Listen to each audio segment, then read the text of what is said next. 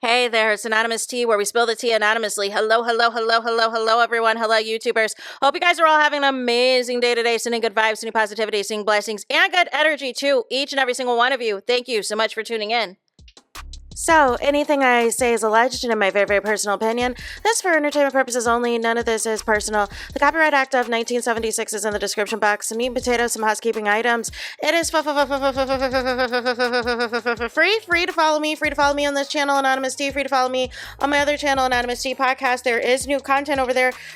Follow me on the Tickety Talk at Anonymous Tea Podcast. Free to follow me on the Instagram. On the Instagram is at Anonymous Reality Tea. Free to share everywhere. Free to like the video so it gets out to the algorithm. Free to share with your family, your friends, and your foes, and coming or going, hit the like button. So today we are talking a verdict that has been reached on the Megan Thee Stallion versus Milagro Grams trial. And basically Milagro Grams was found liable for defamation, and Meg Thee Stallion gets $75,000 in damages.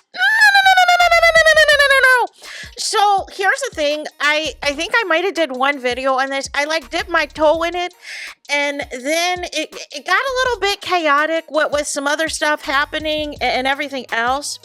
But I feel like this is going to set a precedent for bloggers, for YouTubers, for everything else, as far as people just saying anything, right? And this kind of set the tone to begin with Cardi B. And, and Nicki Minaj, filing a lawsuit, and now Megan Thee Stallion. I feel like these lawsuits are going to continue. I feel like they are. I feel like it's one thing to have an opinion on a celebrity, on a reality star, everything else. But if once it crosses a line, you know what I'm saying? Once it crosses a line of having an opinion, and then you can argue that it's something else, you know what I'm saying? You can argue that it's nefarious or some other things, then you are in dicey territory, you guys. So let's get into this. This is from TMZ. It says, Megan Thee Stallion and Milagro Grams Cooper's intense courtroom battle has come to an end, has come to a conclusion. Is the end, it's todos, it's final, it's finito, with the jury handing out the superstar rapper a big win over her blogging nemesis. TMZ Hip Hop caught up with Megan leaving the Florida courtroom with her legal team and Travis Ferris right after the verdict was read, and she told us she's simply happy now that everything is over. The jury ended up awarding Megan $75,000 in damages. Whoop! $15,000 for defamation damages, $8,000 for emotional stress, $50K for the deep fake porn, and an additional $1,000 each for punitive damages and emotional distress.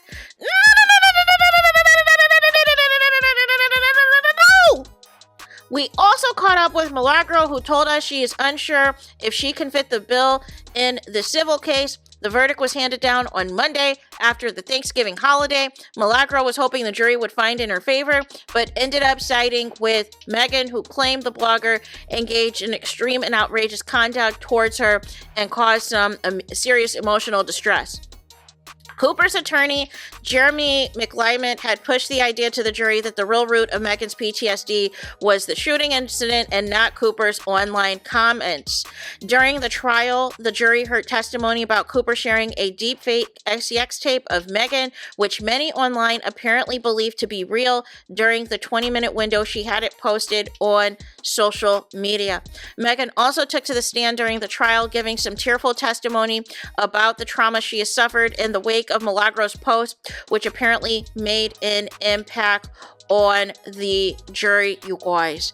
And then I am trying to see as well, there was something else that I had saw I just want to quickly talk about also. But yeah, like some of the charges that Milagro Grams was held liable for was defaming Megan Thee Stallion, coordinating allegedly with Tory Lanez to inflict emotional distress, and of course promoting the deepfake porn video, you guys. There is a lot to unpack here, right? There is a lot. The other thing I wanted to report on is what was reported from Megan Cundiff as well. So Megan Cundiff had confirmed the update stating that a jury had found Milagro liable for defaming Megan Thee Stallion, intentionally inflicting emotional distress by coordinating with Tory Lanez and promoting the deepfake video. They gave mixed answers to the media questions, but concluded that yes, Milagro qualifies as media. Now there is apparently still a chance that the singular defamation claim could be dismissed if the judge agrees with the media ruling, solely because Megan's lawyers did not serve Milagro with prior notice before suing. But again, I feel as though, the time where there were bloggers that, anything goes, you're going to say anything about anybody. I feel like those days now are over. Like you're going to have to be within a certain realm of in the construct and in the context of whatever you were discussing, right? So if you're reacting to a show or whatever, like within the context of that, or you're reacting to something on social media, you're reacting in the context of that, or reacting to a breaking news story within that context. But if you're going off on a tangent on some other stuff, or they can utilize something that you are potentially, spreading harmful information or disrespectful information, or if they feel like you potentially are colluding with other people, with other celebrities and all of this and all of that, that's another thing too. It's like, you never know from a blogger's perspective, you never know who's watching you. It doesn't matter how small your platform is. You have no idea who is going to send you a DM, whether it is the celebrity or reality star themselves, or sometimes it might be a relative of theirs. Sometimes it might be somebody who works for the celebrity, might be a manager, might be an assistant, might be a makeup artist. There's always people, right? And sometimes those people got tea, right? And sometimes people tell you stuff. And it's like you're in a position to where you have to make a decision on what stuff you're just going to keep in, you're going to hold to the vest and everything else. And then if you have that permission to put it out there, right? How much are you going to put out there, right? Where does the line draw, right? But then there is the situation to where if you just keep going on and on and on and on and on, and this is the same thing that hurt Tasha K, was she kept going on and on and on and on and on with Cardi B. And I think in part was because she saw the views and the money that she was making every time she did a Cardi B video. And that's what happens with analytics, is you'll see what are your highest viewed videos, right? What people are watching on your platform, right? What are your lowest view videos? Why, right? How much time are they spending watching your videos and why, right?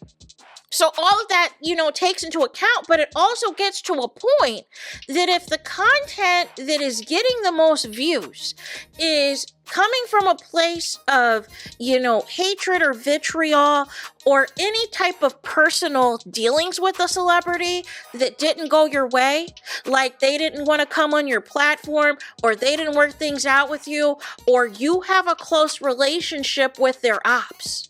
You're cool with your ops, so therefore that doesn't allow you to be unbiased in your reporting and discussion of said celebrity because you're close to their ops. Then that is a conflict of interest, but how much are you going to put on the line, for the sake of that relationship? And it's like a lot of us, you know what I'm saying? We don't have a journalism background. We're not reporters. You know what I'm saying? But everybody has their own niche. They have their own talent that makes them to do this. But this is going to set a precedent. And I thought with the Cardi B case that would have set the precedent. But again, with what happened with the Tory Lanez and Megan Thee Stallion case, it's still going in terms of people still, don't believe that Megan was shot. There's still people who are on, the Free Tory campaign and just going in and in and in and in and in. And it's like, well, Megan lied here, Megan lied there, Megan did this, Megan did that. But then it gets personal, right? Then the personal attacks. And I think that's really where, the jury is like, okay, this is beyond. You know what I'm saying? So, and I know, like, I listened to a little bit of commentary on a couple of people who were reporting from the case, because it sounded like initially, when I did my first video, it sounded like there was some confusion. Because it sounded like the jury didn't know the parties involved and was confusion with who was who. And even the judge also had a little bit of confusion as well. But it seems like that got cleared up, but it also seemed like the jury had some questions. Because it sounded like they had a long document to go through with what was yes, what was no, and all of this. So it sounded like, to me, because they started deliberations, I believe, on Friday. It sounded like, to me, they pretty much were going to, find Milagro guilty. But it seems like there were a couple of the other charges where they wanted it defined to confirm if that was going to be guilty as well.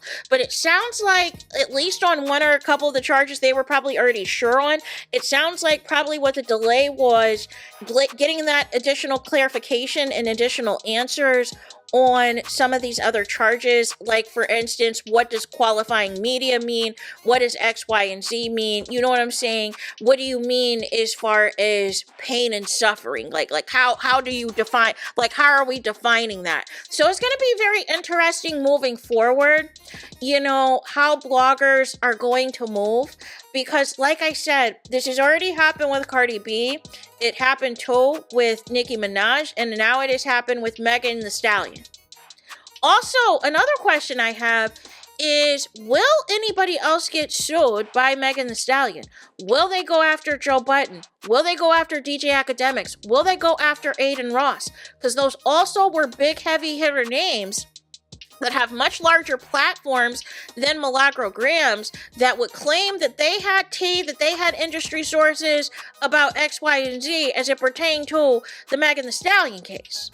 So it'll be very interesting to see if they're going to be gone after as well, or are people going to just, not discuss it and think that, okay, if we just stop discussing it altogether, maybe we won't get hit, we won't get sued.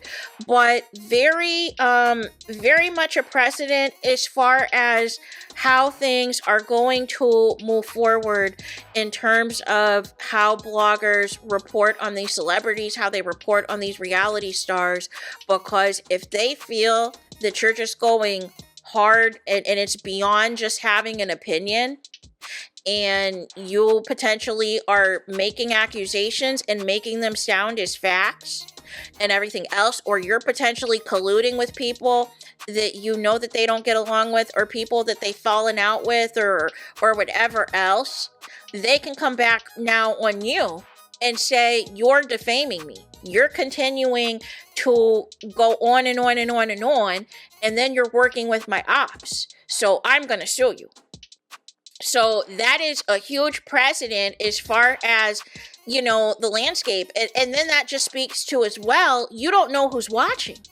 You do not know who is watching your platform and who is seeing what topics you discuss and how you discuss it and how you cover it. And if you're covering it from an unbiased perspective, or even if you don't agree with them, that you're not letting it reach a threshold. That you disagree with something or you have a difference of opinion, but it's not crossing the line. It's not just coming into hate. Because I know people always say that, like, if you disagree, it's hate. But there's a difference of just disagreeing versus you just flat out just spewing all types of stuff about people. So that was all I wanted to talk about as far as this. The verdict has been reached. Milagro is guilty and has to pay $75,000. Like, oh my gosh. You know what I'm saying? Like, that is a ton of shmoney. At least to me it is. To me, $75K is a ton of shmoney, you guys. So nonetheless, there is that. That is it. That is all. Es todos, es final, es finito. It's the end of the road. It's the end of the line for this video. Let me know your thoughts in the comments. Please do not forget to like, comment, and subscribe. Hit the notification bell so you're notified the moment I post content on my channel. And with that being said, I'll talk to you guys again very soon.